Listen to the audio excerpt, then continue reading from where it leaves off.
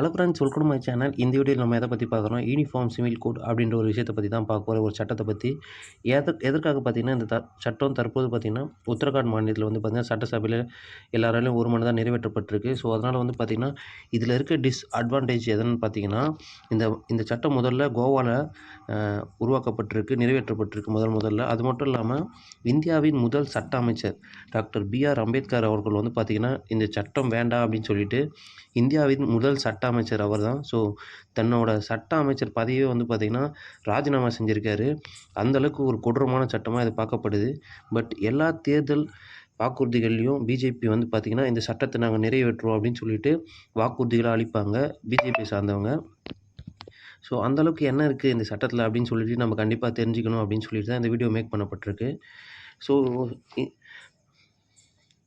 Civil சட்டம், இந்திய பொது சிவில் சட்டம் அப்படின்னு சொல்லுவாங்க. ஸோ இதில் என்ன ஒரு முக்கியமான கோர் பாயிண்ட்ஸ்னால், இது என்ன சொல்லுதுன்னா, ஸோ எல்லாருக்கும் வந்து பார்த்திங்கன்னா இப்போது ஒரு கிரிமினல் கோட் அப்படின்னு ஒன்று இருக்குது.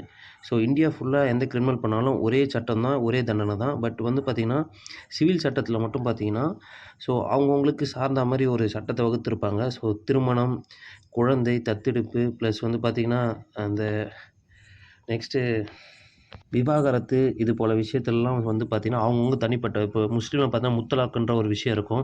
ஸோ ஏகப்பட்ட திருமணம் பண்ணிப்பாங்க. அது போல் நிறைய குழந்தைங்க பெற்றுப்பாங்க.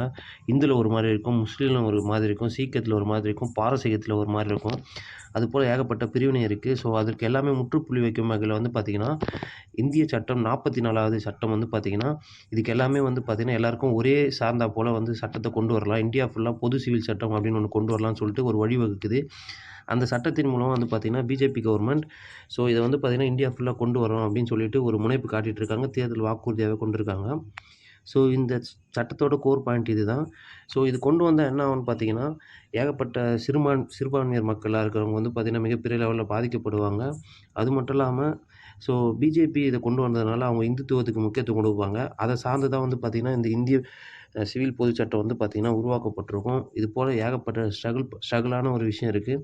அதனால் வந்து பார்த்திங்கன்னா ஏகப்பட்ட பேர் வந்து பார்த்திங்கன்னா சட்டத்துக்கு எதிர்ப்பு தெரிவிச்சுட்டு இருந்தாங்க. மக்கள்கிட்ட வாக்கெடுப்பு நடந்திருந்து.